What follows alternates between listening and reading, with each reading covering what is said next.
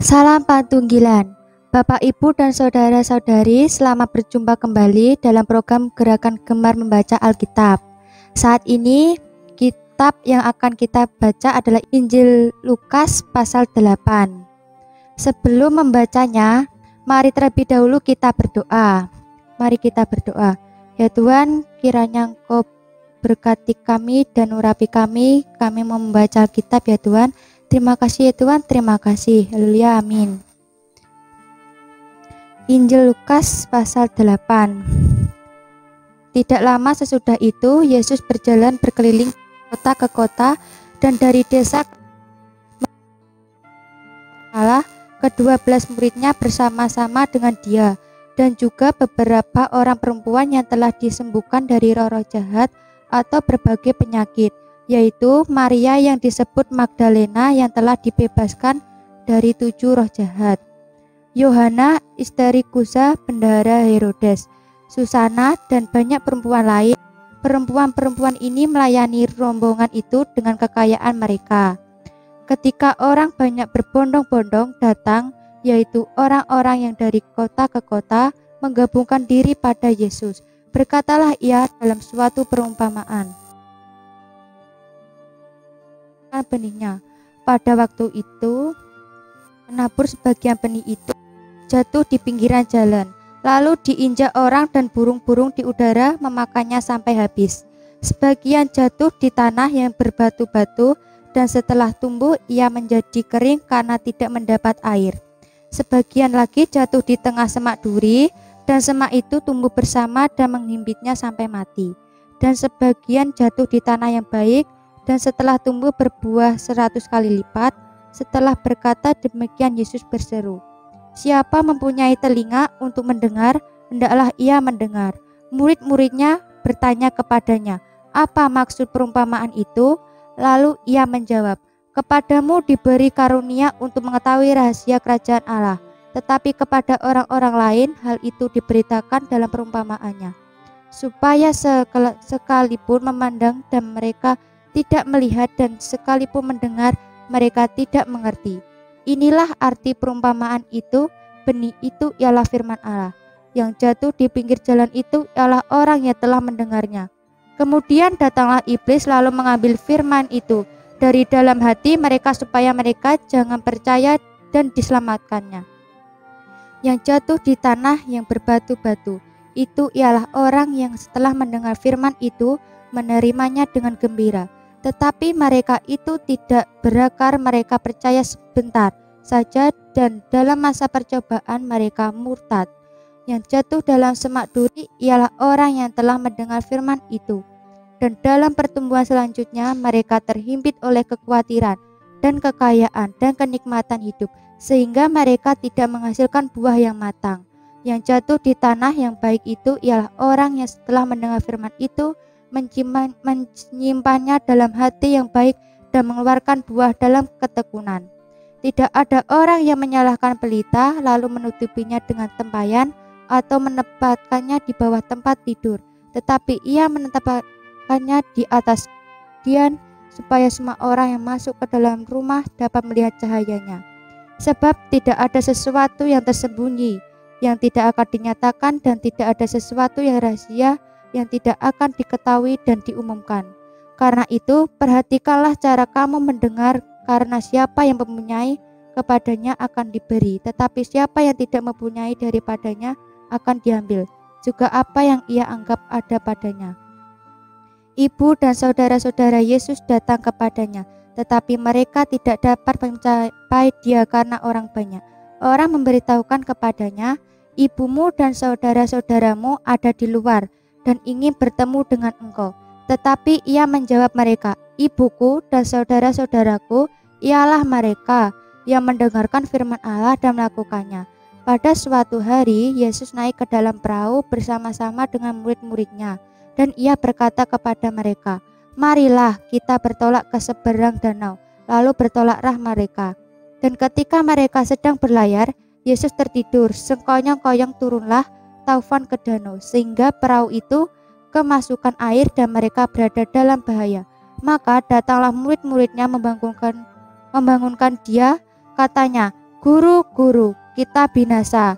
Ia pun bangun lalu menghardik angin dan air yang mengamuk itu, dan angin dan air itu pun reda, dan danau itu menjadi teduh. Lalu katanya kepada mereka, "Di manakah kepercayaanmu?" Maka takutlah mereka dan heran. Lalu berkata seorang kepada yang lain, "Siapa gerangan orang ini, sehingga ia memberi perintah kepada angin dan air dan mereka taat kepadanya?" Lalu mendaratlah Yesus dan murid-muridnya di tanah orang Gerasa yang terletak di seberang Galilea. Setelah Yesus naik ke darat, datanglah seorang laki-laki dari kota itu menemui dia. Orang itu dirasuki oleh setan-setan, dan sudah lama ia tidak berpakaian dan tidak tinggal dalam rumah, tetapi dalam pekuburan. Ketika ia melihat Yesus, ia berteriak lalu tersungkur di hadapannya dan berkata dengan suara keras, "Apa urusanmu dengan aku, hai Yesus, Anak Allah yang Maha Tinggi? Aku memohon kepadamu supaya engkau jangan menyiksa aku." Ia berkata demikian sebab Yesus memerintahkan roh jahat itu keluar dari orang itu. Karena sering roh itu menyeret-nyeret dia, maka untuk menjaganya ia dirantai dan dibelenggu. Tetapi ia memutuskan segala pengikat itu, dan ia dihalau oleh setan itu ke tempat-tempat yang sunyi. Dan Yesus bertanya kepadanya, "Siapakah namamu?" Jawabnya, "Legion," karena ia kerasukan banyak setan. Lalu setan-setan itu memohon kepada Yesus supaya ia jangan memerintahkan mereka masuk ke dalam jurang maut. Adalah di sana sejumlah besar babi sedang mencari makan di lereng gunung. Lalu setan-setan itu meminta kepada Yesus supaya ia memperkenankan mereka memasuki babi-babi itu.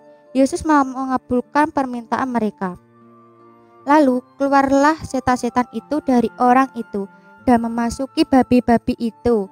Kawanan babi itu terjun dari tepi jurang ke dalam danau, lalu mati lemas.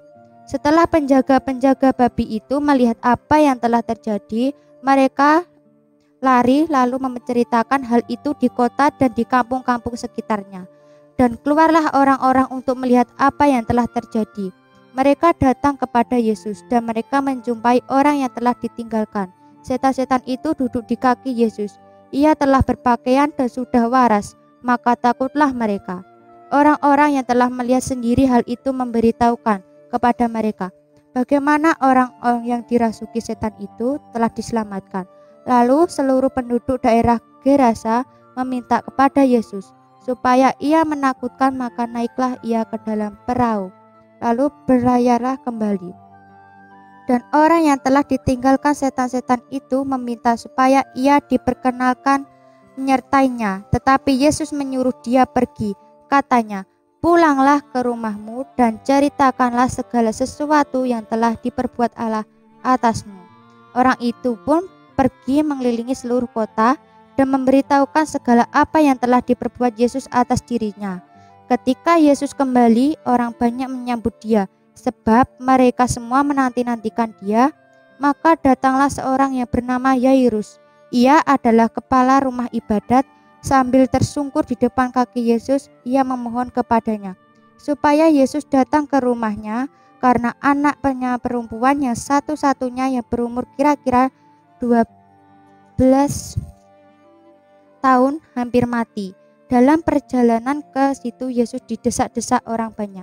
Adalah seorang perempuan yang sudah 12 tahun menderita pendarahan dan tidak berhasil disembuhkan oleh siapapun. Ia maju mendekati Yesus dari belakang dan menjamah jubahnya, dan seketika itu juga berhentilah pendarahannya. Lalu kata Yesus, "Siapa yang menjamah aku?" Dan karena tidak ada yang mengakuinya, berkatalah Petrus, "Guru, orang banyak menggerumuni dan mendesak engkau." Tetapi Yesus berkata, "Ada seorang yang menjamah aku, sebab aku merasa ada kuasa keluar dari diriku." Ketika perempuan itu melihat bahwa perbuatannya itu ketahuan, ia sedang dengan gemetar tersungkur di depannya dan menceritakan kepada orang banyak apa sebabnya ia menjamah dia dan bahwa ia seketika itu juga menjadi sembuh. Maka katanya kepada perempuan itu, "Hai anakku, imanmu telah menyelamatkan engkau, pergilah dengan selamat." Ketika Yesus masih berbicara, datanglah seorang dari keluarga kepala rumah ibadat itu dan berkata, anakmu sudah mati. Janganlah engkau menyusahkan guru." Tetapi Yesus mendengarkan dan berkata kepada Yairus, "Jangan takut, percaya saja dan anakmu akan selamat." Setibanya di rumah Yairus, Yesus tidak memperbolehkan seorang pun ikut masuk dengan dia, kecuali Petrus, Yohanes dan Yakobus dan ayah anak itu serta ibunya. Semua orang menangis dan meratapi anak itu. Akan tetapi Yesus berkata, "Jangan menangis, ia tidak mati tetapi tidur." Mereka menertawakan dia karena mereka tahu bahwa anak itu telah mati. Lalu Yesus memegang tangan anak itu dan berseru katanya, "Hai anak, bangunlah." Maka kembalilah roh anak itu dan seketika itu juga ia bangkit berdiri. Lalu Yesus menyuruh mereka memberi anak itu makan. Dan takjublah orang tua anak itu, tetapi Yesus melarang mereka memberitahukan kepada siapapun juga apa yang terjadi. Amin.